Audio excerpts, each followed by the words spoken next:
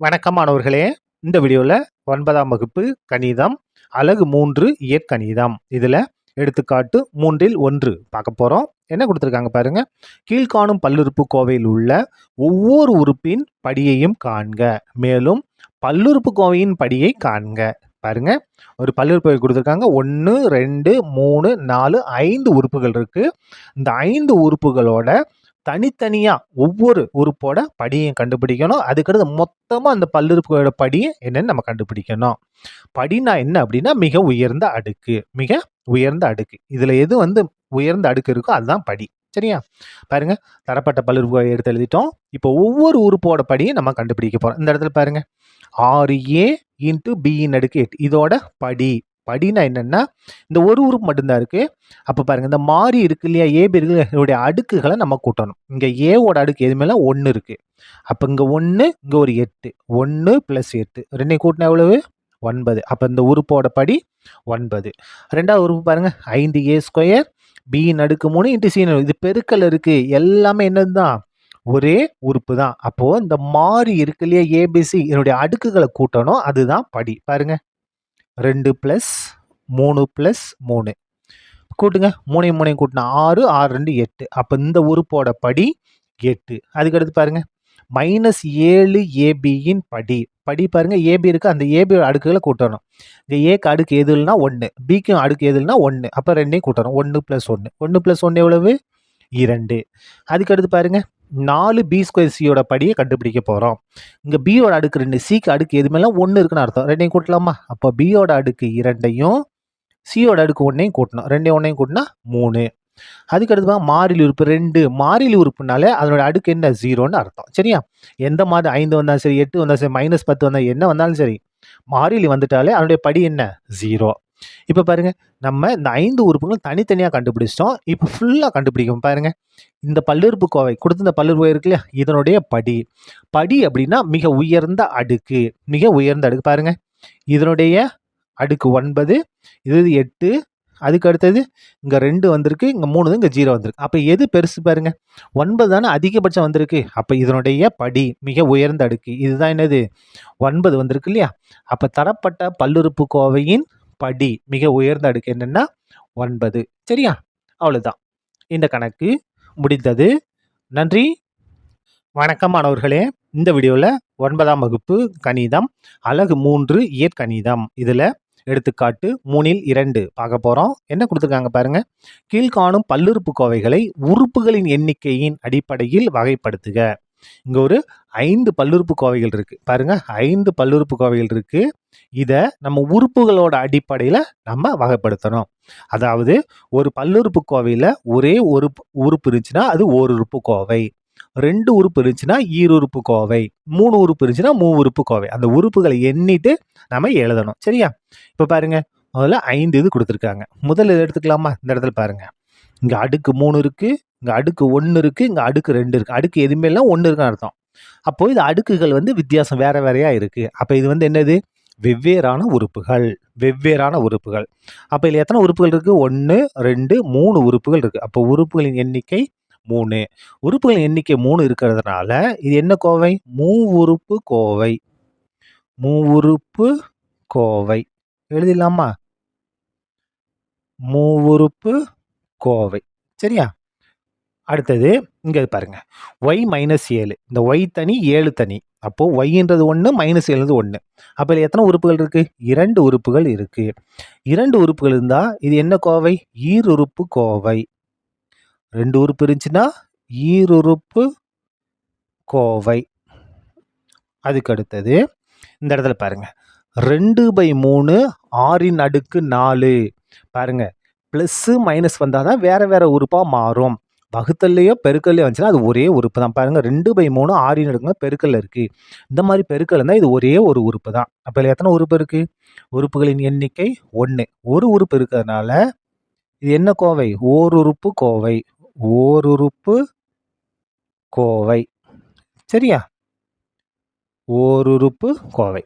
அதுக்கு அடுத்தது இங்க வாங்க, 6y + 5 + 3y - 7. பாருங்க, இங்கே அடுக்கு 5, இங்கே அடுக்கு 1, இங்கே மாறிலி உறுப்பு. எல்லாமே வேறு வேறு உறுப்புகள், வெவ்வேறு உறுப்புகள். அப்போ இதில் எத்தனை உறுப்புகள் இருக்குது? 1, 2, 3 உறுப்புகள் இருக்குது. 3 உறுப்பு இருக்கா? அதனால் இது என்ன கோவை? மூவுறுப்பு கோவை. மூவுறுப்பு கோவை. சரியா? அதுக்கு அடுத்து பாருங்க, இந்த இடத்துல பாருங்க, எம் ஸ்கொயர் ஒரே உறுப்பு. பாருங்க, எம் ஸ்கொயர் இதுன்னு ஒரே உறுப்பு தான். இங்கே பாருங்க, இங்கே ஒய்யின் அடுக்கு 5, ஒய்யின் அடுக்கு 1 வேற வேற இது. இங்கே அடுக்கு 5, இங்கே அடுக்கு 1 வேற வேற. ஆனால் இங்கேயும் அடுக்கு 2, இங்கே அடுக்கு 2. எம். அப்போ இது என்னது? ஓர் உறுப்பு தான். இதை நம்ம என்ன செய்யலாம்? கூட்டியும் எழுதலாம். பாருங்க, 8m², 7m². கூட்டினா என்ன வரும்? 15m² நம்ம எழுதலாம். அப்போ இது வந்து எத்தனை உறுப்பு? ஒரே ஒரு உறுப்பு தான். m² ஒரே மாதிரி இருக்கு இல்லையா? அப்போ இது வந்து என்னது? ஒரே ஒரு உறுப்பு தான். இதில் இருக்கக்கூடிய உறுப்புகளின் எண்ணிக்கை 1. சுருக்கினா என்ன வந்துருச்சு? 15m² வந்துருச்சு. கெழுக்களை மட்டும் கூட்டணும். m² அப்படியே வச்சுட்டு கெழுக்களை கூட்டணும். 8 கூட்டினா 15. சரியா? இதில் 1 இருக்கிறதுனால இது வந்து என்னது? ஓருறுப்பு கோவை. ஓருறுப்பு கோவை. சரியா? நம்ம என்ன செஞ்சிட்டோம்? உறுப்புகளின் எண்ணிக்கையின் அடிப்படையில் இவங்க கொடுத்துருந்ததை நம்ம வகைப்படுத்தி எழுதிட்டோம். அவ்வளோதான். இந்த கணக்கு முடிந்தது. நன்றி, வணக்கம் மாணவர்களே. இந்த வீடியோவில் 9ஆம் வகுப்பு கணிதம் அலகு 3 இயற்கணிதம் இதில் எடுத்துக்காட்டு 3ல் 3 பார்க்க போகிறோம். என்ன கொடுத்துருக்காங்க பாருங்க. கீழ்காணும் பல்லுறுப்பு கோவைகளை அவற்றின் படிகளின் அடிப்படையில் வகைப்படுத்துக. இங்கே ஒரு 4 பல்லுறுப்பு கோவைகள் இருக்கு. அது நம்ம என்ன செய்யணும்னா படிகளை பொறுத்து நம்ம வகைப்படுத்தணும். அதாவது அடுக்கு 1 படி 1 இருந்துச்சுன்னா அது ஒரு படி பல்லுறுப்பு கோவை. அடுக்கு 2 இருந்துச்சுன்னா இருபடி பல்லுறுப்பு கோவை. அடுக்கு 3 மிக உயர்ந்த அடுக்கு 3 இருந்துச்சுன்னா முப்படி பல்லுறுப்பு கோவை. அடுக்கே இல்லை 0 இருந்துச்சுன்னா அது வந்து என்னது? மாறிலி பல்லுறுப்பு கோவை. நம்ம இதை வகைப்படுத்த போகிறோம். வகைப்படுத்தலாமா? முதல் இது பாருங்க, கியூப் ரூட் ஆஃப் 4 Z + 7. பாருங்க, இது தனி. இது வந்து இந்த இசட்டோட கெழு. நமக்கு என்ன வேணும்னா இந்த இசட்டோட அடுக்கு. இந்த இசட்டுக்கு அடுக்கு எதுவுமே எல்லாம் 1 இருக்குன்னு அர்த்தம். அப்போ இங்க இருக்கிறதுல 1 தான் மிக உயர்ந்த அடுக்கு. அப்போ இதோடைய படி 1. படி 1 இருக்கிறதுனால இது என்ன அப்படின்னா ஓருறுப்பு பல்லுறுப்பு கோவை. ஓருறுப்பு பல்லுறுப்பு கோவை. சரியா? பல்லுறுப்பு கோவை. ஓருறுப்பு பல்லுறுப்பு கோவை. அதுக்கு அடுத்தது 2வது பாருங்க, என்ன இருக்கு பாருங்க. இங்க அடுக்கு 3, அடுக்கு 2. படி அப்படின்னா மிக உயர்ந்த அடுக்கு. மிக உயர்ந்த அடுக்கு என்ன? 3 இல்லையா? அப்போ 3 இருக்கிறதுனால இது வந்து என்னது? முப்படி கோவை. முப்படி கோவை. அடுக்கு 3 இருக்கிறதுனால முப்படி கோவை. சரியா? அதுக்கு அடுத்தது இங்க பாருங்க, இங்க நமக்கு என்ன இல்லை பாருங்க, மாறி இல்லை. எக்ஸ் ஒய் இசட் எதுவுமே இல்லை, வெறும் மாறிலி மட்டும்தான் இருக்கு. அப்போ மாறிலி இருந்துச்சுன்னா இதனுடைய படி என்னன்னா 0ன்னு அர்த்தம். படி இல்லை, அதாவது மாறி இருந்தாதான் எக்ஸ் ஒய் இசட் ஏபிசி இந்த மாதிரி இருந்தாதான் அதுக்கு நம்ம அடுக்கு இருக்கான்னு பார்க்கணும். இங்கே வெறும் மாறிலி மட்டும்தான் இருக்கு, அதனால படி 0.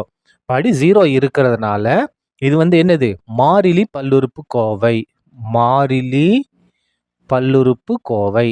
மாறிலி பல்லுறுப்பு கோவை. சரியா? லாஸ்ட் பார்த்துடலாமா என்னன்னு பாருங்க. லாஸ்ட்ல என்ன இருக்கு பாருங்க, y² -√8. இங்க பாருங்க, ஒய்யோட அடுக்கு என்ன இருக்கு? 2. இதுதான் உயர்ந்த அடுக்கு. அப்போ இதான் என்னது? படி. படி வந்து 2. மிக உயர்ந்த அடுக்கு 2 இருக்கிறதுனால இது வந்து என்னது? இருபடி பல்லுறுப்பு கோவை. இருபடி பல்லுறுப்பு கோவை. பல்லுறுப்பு கோவை. சரியா? இதான் என்னது? தரப்பட்ட பல்லுறுப்பு கோவைகளை அவற்றோட படிகளின் படி நம்ம வரிசைப்படுத்துறது. சரியா? அவ்வளோதான். இந்த கணக்கு முடிந்தது. நன்றி, வணக்கம் மாணவர்களே. இந்த வீடியோவில் 9ஆம் வகுப்பு கணிதம் அலகு 3 இயற்கணிதம் இதில் எடுத்துக்காட்டு 3ல் 4 பார்க்க போகிறோம்.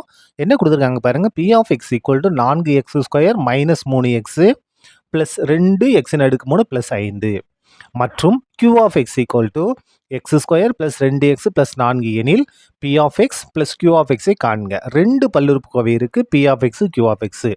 2ஐ நம்ம கூட்டி எழுதணும். ஈஸியாக கூட்டிடலாம் பாருங்க. என்ன நம்ம கண்டுபிடிக்க போகிறோம்? P of x + Q of x. இப்போ முதல்ல அப்படியே எடுத்து எழுதுவோம். P of x என்ன இருக்கு பாருங்க, 4x² - 3x + 2x அடுக்கு 3 + 5 + இதை ப்ளஸ் போட்டு இந்த q ஆஃப் எக்ஸ் எடுத்து எழுதுங்க. என்ன இருக்குது? X square plus 2x plus 4 equal to, இப்போ பாருங்க என்ன செய்ய போறோம் அப்படின்னா, ஒத்த உறுப்புகள் ஒரே மாதிரி இருக்கும் இல்லையா, அந்த உறுப்புகளோட கெழுக்களை மட்டும் நம்ம கூட்டி எழுதுனா போதும். இங்க பாருங்க, எக்ஸின் அடுக்கு 3 ஒரே ஒரு உறுப்பு தான் இருக்கு, இது அப்படியே வந்துடும் பாருங்க. 2 எக்ஸின் அடுக்கு 3. அதுக்கு அடுத்தது இங்க ஒரு எக்ஸ் ஸ்கொயர் உறுப்பு இருக்கு, இங்க ஒரு எக்ஸ் ஸ்கொயர் உறுப்பு இருக்கு. அப்ப என்ன செய்யணும்னா, அப்படி கெழுக்களை கூட்டணும். எக்ஸ் ஸ்கொயரோட கெழுங்க முன்னால எதுமேல 1 இருக்குன்னு அர்த்தம். இங்க 1 இருக்கு, இங்க 4 இருக்கு. அப்போ 1 4 கூட்டினா 5. என்ன 5? ப்ளஸ் 5 எக்ஸ் ஸ்கொயர் அப்படியே தான் வந்து எக்ஸ் ஸ்கொயர் அப்படியே தான் எழுதிக்கிடணும். சரியா? அதுக்கு அடுத்து பாருங்க, எக்ஸின் அடுக்கு 3 முடிஞ்சு எக்ஸ் ஸ்கொயர். அதுக்கு அடுத்து எக்ஸ் உறுப்பு பாருங்க, இங்க ஒரு எக்ஸ் உறுப்பு இருக்கு, இங்க ஒரு எக்ஸ் உறுப்பு இருக்கு. இங்க எக்ஸோட கெழு -3, இங்க எக்ஸோட கெழு +2. வேற வேற குறி, வேற வேற குறினா கழிக்கணும். அப்போ 3ல 2 கழிச்சா 1, பெரிய நம்பர் மைனஸ், அப்போ -1. அப்போ -1x, -1x, -3x + 2x -1x. மாறியில் பாருங்க, இங்க 5 இருக்கு, இங்க 4 இருக்கு. 5 4 கூட்டினா 9. இதான் நமக்கு ஆன்சர். இந்த 1 நீங்க போடாம எழுதினாலும் கரெக்ட் தான். எப்படி எழுதிக்கலாம்? 2xின் அடுக்கு 3 ப்ளஸ் 5x² -x ப்ளஸ் 9. இந்த 1 எடுத்துட்டு கூட நம்ம எழுதிக்கலாம். நீங்க போட்டுட்டு எழுதினா தப்பு கிடையாது. இதான் என்னது? நமக்கு தேவையான ஆன்சர். அதாவது 2ஐயும் கூட்டி வரக்கூடிய ஆன்சர். அவ்வளவுதான். இந்த கணக்கு முடிந்தது. நன்றி. வணக்கம் மாணவர்களே. இந்த வீடியோல 9ஆம் வகுப்பு கணிதம் அலகு 3 இயற்கணிதம் இதுல எடுத்துக்காட்டு 3ல் 5 பார்க்க போறோம். என்ன கொடுத்துருக்காங்க பாருங்க. P of x equal to 4x² -3x + 2xின் அடுக்கு 3 + 5 மற்றும் Q of x equal to x² + 2x + 4 எனில் P of x minus Q of x ஐ காண்க. 2 பல்லுறுப்புக்கோவை இருக்கு இல்லையா, P of x இருந்து Q of x நம்ம மைனஸ் பண்ணி எழுதணும். எழுதுவோமா? இந்த இடத்துல பாருங்க, P of x minus Q of x equal to, முதல்ல P of x எழுதுங்க. 4x² -3x ப்ளஸ் 2xின் அடுக்கு 3 ப்ளஸ் 5 மைனஸ் பண்ணணும். எதை? Q of x. அப்போ மைனஸ் போட்டு பிராக்கெட் இது பண்ணிடுங்க. Q of x என்ன இருக்கு பாருங்க, x² plus 2x plus 4 plus 2x plus 4. முடிஞ்சுதா? இப்போ பாருங்க, ஈக்குவல் டு இந்த 4x² -3x ப்ளஸ் 2xின் அடுக்கு 3 ப்ளஸ் 5 எந்த மாற்றமும் இல்லை. இந்த மைனஸை உள்ள பெருக்க போகிறோம். மைனஸ் உள்ள பெருங்க, -x². இங்கே ப்ளஸ் இருக்குன்னு அர்த்தம். ப்ளஸ் மைனஸ் பண்ணால் மைனஸ், மைனஸ் ப்ளஸ் பண்ணால் -2x. அதுக்கு ப்ளஸ் மைனஸ் பண்ணால் -4. சரியா? இப்போ இதை நம்ம சுருக்கிட்டா போதும். இப்போ பாருங்க, எக்ஸின் அடுக்கு 3 ஒரே ஒரு உறுப்பு தான் இருக்குது, இது மட்டும்தான் இருக்குது, அது அப்படியே தான் வரும், எந்த மாற்றமும் கிடையாது. 2xின் அடுக்கு 3. அதுக்கடுத்து பாருங்க, x² உறுப்பு, இங்கே ஒரு x² உறுப்பு இருக்குது, இங்கே ஒரு x² உறுப்பு இருக்குது.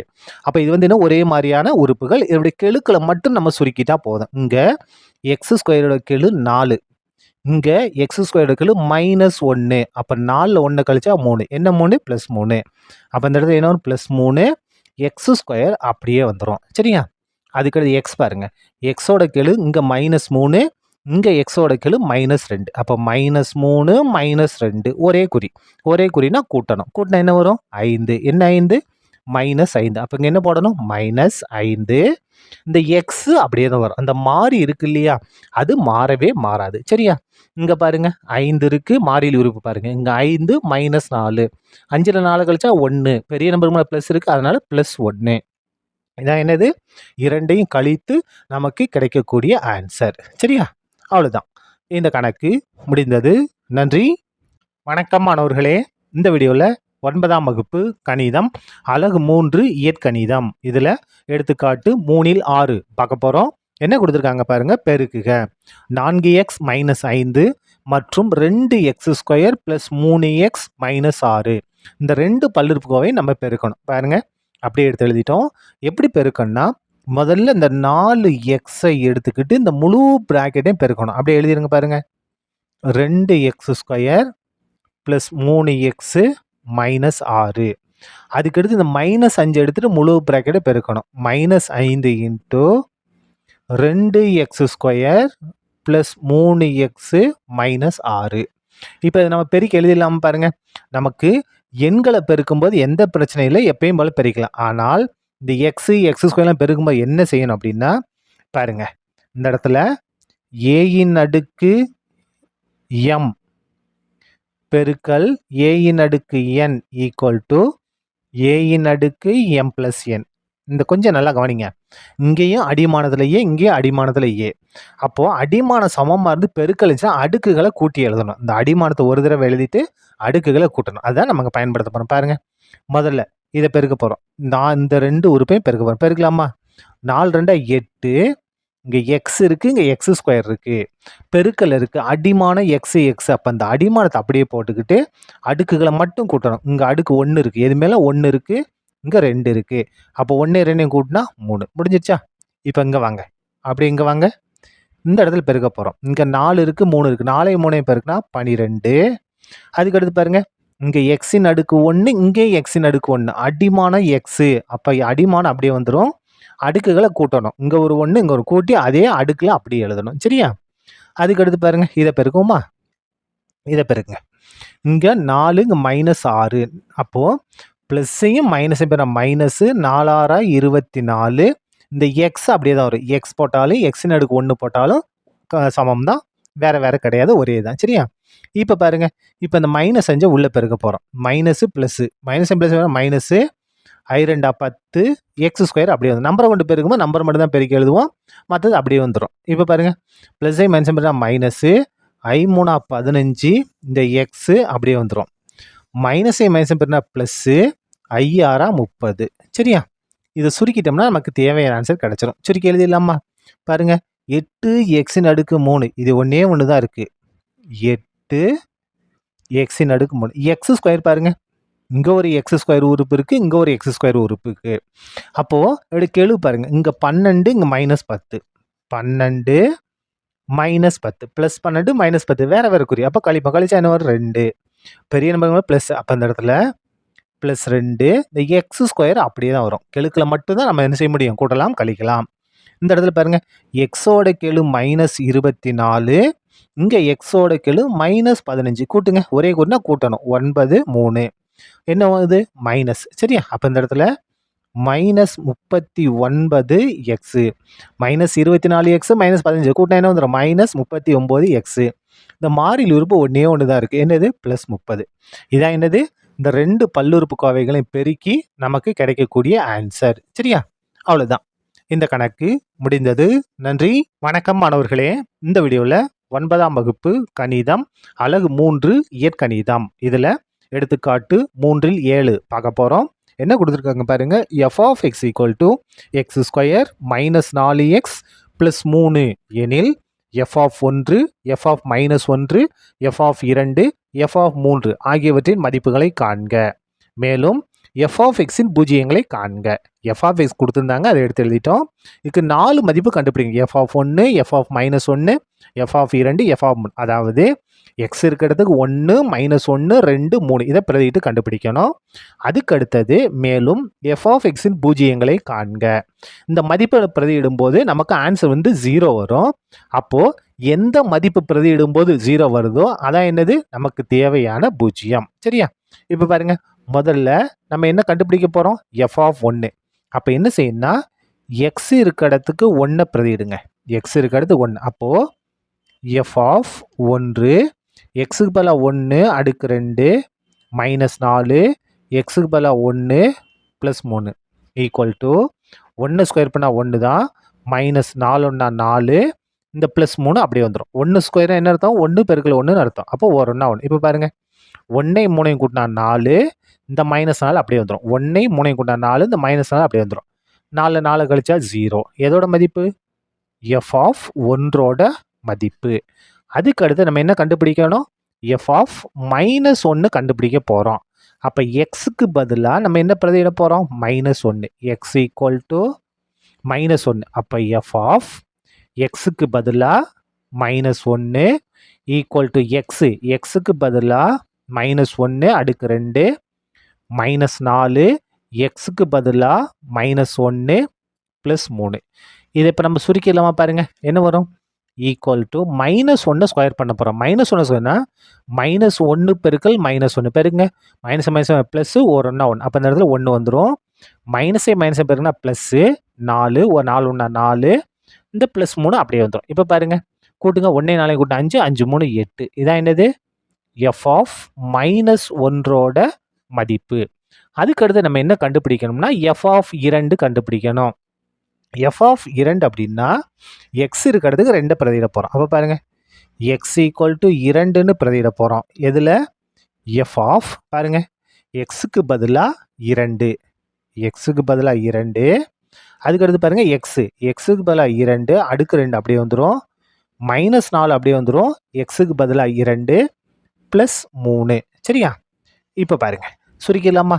2 ஸ்கொயர் பண்ணா 2 2 4 -4 2 8 +3 அப்படியே வந்துரும். 4யும் 3யும் கூட்டினோம்னா 7 -8 அப்படியே வந்துரும். இப்ப பாருங்க. இது +7 -8 வேற வேற குறி கழிக்கணும். அப்ப 8ல 7 கழிச்சா 1 பெரிய நம்பருக்குள்ள மைனஸ் அப்ப -1. இதான் என்னது? f ஆஃப் 2ஓட மதிப்பு. கடைசியா நம்ம கண்டுபிடிக்க போறது f ஆஃப் 3. அதாவது xக்கு பதிலா என்ன பிரதியிட போறோம்? 3 பிரதியிட போறோம். பாருங்க. இந்த இடத்துல f ஆஃப் x இருக்கா? அப்ப xக்கு பதிலா 3. அப்ப இந்த f ஆஃப் 3 xக்கு பதிலா 3 3 ஸ்கொயர் -4 அப்படியே வந்துரும். xக்கு பதிலா 3 இந்த +3 அப்படியே வந்துரும். பிரதியிடலாமா? பாருங்க. f ஆஃப் 3 = x இருக்கா? xக்கு பதிலா 3 அடுக்கு வேணா இந்த இடத்துல எழுதிட்டுமா? பாருங்க. f of x = x² -4x +3 இதெல்லாம் நம்ம பிரதியிடுறோம். பாருங்க. x பதிலா 3 போட்டோம் அடுக்கு 2 வந்துருச்சு. -4 அப்படியே வந்துரும். xக்கு பதிலா 3 போட்டோம். இந்த +3 அப்படியே வந்துரும். இப்போ பாருங்க.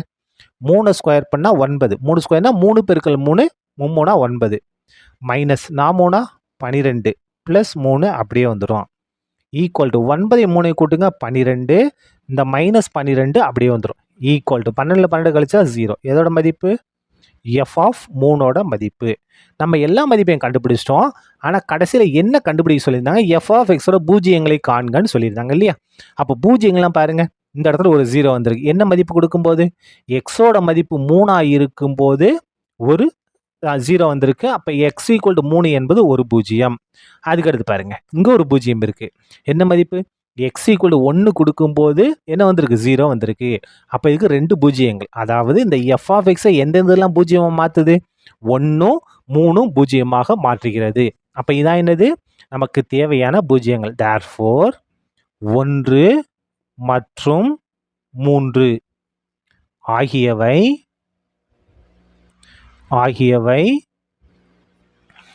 f ஆஃப் xஇன் என்னது? பூஜ்ஜியங்கள் ஆகும். சரியா? அவ்வளவுதான். இந்த கணக்கு முடிந்தது. நன்றி. வணக்கம் மாணவர்களே. இந்த வீடியோல 9ஆம் வகுப்பு கணிதம் அலகு 3 இயற்கணிதம் இதுல எடுத்துக்காட்டு 3ல் 8 பார்க்க போறோம். என்ன கொடுத்துருக்காங்க பாருங்க. பின்வரும் பல்லுறுப்புக்கோவைகளின் பூஜ்ஜியங்களை காண்க. இங்க 2 பல்லுறுப்புக்கோவை கொடுத்துருக்காங்க. முதல்ல பாருங்க. f ஆஃப் x = 2x + 1 இதனுடைய பூஜ்ஜியத்தை நம்ம கண்டுபிடிக்கும். அதாவது xக்கு பதிலா என்ன மதிப்பு கொடுத்தோம்னா 0 வரும். எந்த மதிப்பு இந்த f ஆஃப் x 0வா மாத்துதோ அதுக்கு தான் என்ன பேரு? பூஜ்ஜியம். அப்ப என்ன செய்யணும் அப்படின்னா இங்க இருக்கு இல்லையா? இந்த 2x + 1 இருக்குல்ல, இதை நம்ம 0க்கு சமப்படுத்துவோம். 2x + 1 இதை 0க்கு சமப்படுத்திட்டு 2x இது +1 வலது பக்கம் கொண்டு போங்க -1ஆ மாறும். அப்ப x = -1 இந்த 2 பெருக்கல் இருக்கு இங்க வந்தா வகுத்தலா மாறும். அப்ப என்ன பிரதியிட போறோம்? xக்கு பதிலா -1/2 பிரதியிட போறோம். பிரதியிடலாமா? பாருங்க. x = -1/2. அப்ப f ஆஃப் xக்கு பதிலா -1/2 இந்த 2 அப்படியே வந்துரும். xக்கு பதிலா -1/2 +1 அப்படியே வந்துரும். இந்த இடத்துல பாருங்க. இந்த 2 கேன்சல் ஆயிடும். இது தொகுதியில இருக்கு, இது பகுதியில கேன்சல் ஆயிரும். மிச்சம் என்ன இருக்கு? இங்க -1 இருக்கு, இங்க +1 இருக்கு. அப்போ 1ல 1 கழிச்சிட்டா என்ன ஆயிரும்? 0. 1 - 1 0. 0 வந்துருச்சு. என்ன மதிப்பு பிரதியிடும் போது? -1/2 பிரதியிடும் போது. அப்ப எப்படி எழுதலாம்? therefore -1/2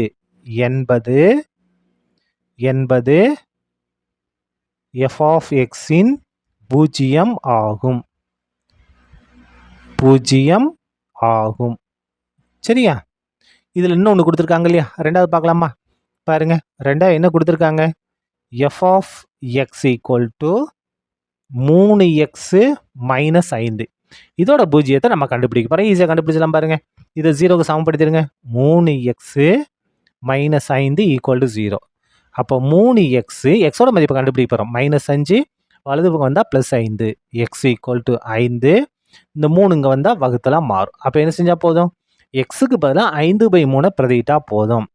x ஈக்குவல் டு 5/3ன்னு பிரதியிட போகிறோம். அப்போ பாருங்க, f ஆஃப் எக்ஸுக்கு பதிலாக 5/3, இந்த 3 அப்படியே வந்துடும். எக்ஸுக்கு பதிலாக 5/3 -5 அப்படியே வந்துடும். இப்போ பாருங்க, இந்த 3 கேன்சல் ஆயிரும். மிச்சம் என்ன இருக்குது? 5. இந்த -5. அப்போ பாருங்க, 5 - 5 0. 0 வந்துருச்சு. எது பிரதியிடும் போது? 5/3 பிரதியிடும். தேர்ஃபோர் 5/3 என்பது எது? f ஆஃப் எக்ஸின் 0 ஆகும். 0 ஆகும். சரியா? இதோட இந்த கணக்கும் முடிந்தது. நன்றி, வணக்கம் மாணவர்களே. இந்த வீடியோவில் 9ஆம் வகுப்பு கணிதம் அலகு 3 இயற்கணிதம் இதில் எடுத்துக்காட்டு 3ல் 9 பார்க்க போகிறோம். என்ன கொடுத்துருக்காங்க பாருங்க. பின்வரும் பல்லுறுப்புக்கோவை சமன்பாட்டின் மூலங்களை காண்க. இங்கே 2 சமன்பாடு கொடுத்துருக்காங்களே, பல்லுறுப்புக்கோவை சமன்பாடு. இதோடைய மூலங்களை கண்டுபிடிக்கணும். மூலங்கள்லாம் ஒன்றும் கிடையாது, எக்ஸோட மதிப்பை கண்டுபிடிக்க போகிறோம். ஈஸியாக கண்டுபிடிச்சலாம் பாருங்க. முதல் இது 5x minus 3 equal to 0. X தான் என்னது? மூலம். அப்போ பாருங்க, 5x ஈக்குவல் டு இது -3 இங்கே வந்தால் +3 மாறும். அப்போ எக்ஸ் ஈக்குவல் டு 3. இந்த 5 எக்ஸ் கூட பெருக்கல் இருக்குது, நமக்கு எக்ஸ் தான் வேணும். அப்போ இந்த 5 இங்கே வந்தால் வகுத்தலாம் மாறும். சரியா? இதான் என்னது? இந்த சமன்பாட்டோட மூலம். அப்படியே ரெண்டாவது பார்த்துட்டு வந்துருமா? பாருங்கள், ரெண்டாவது என்ன இருக்குது?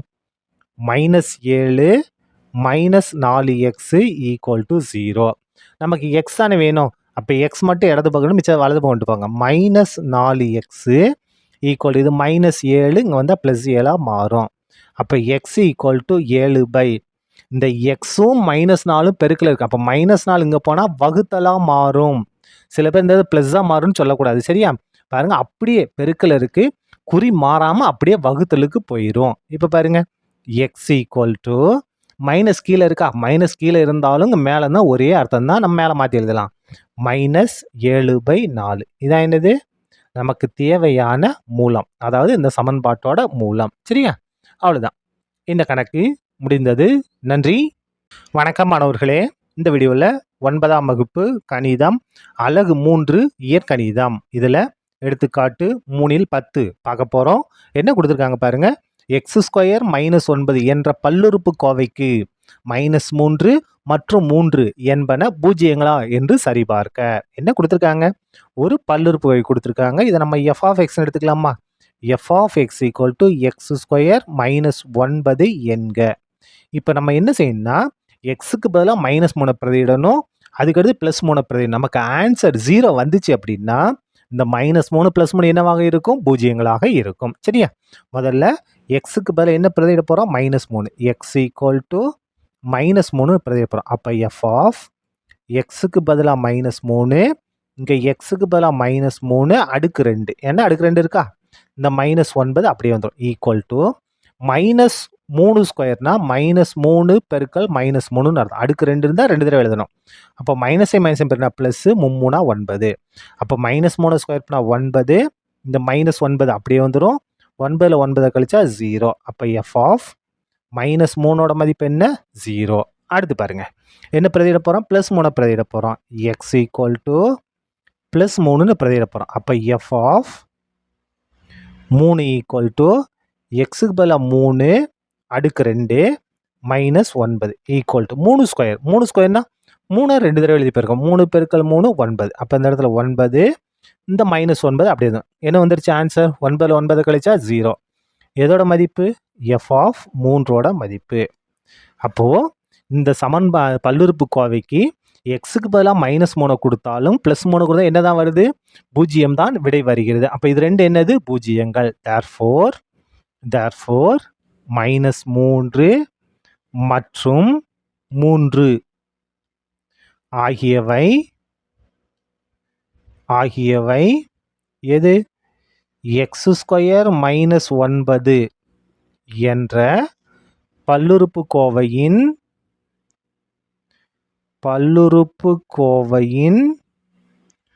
பூஜ்ஜியங்கள் ஆகும். பல்லுறுப்புக்கோவையின்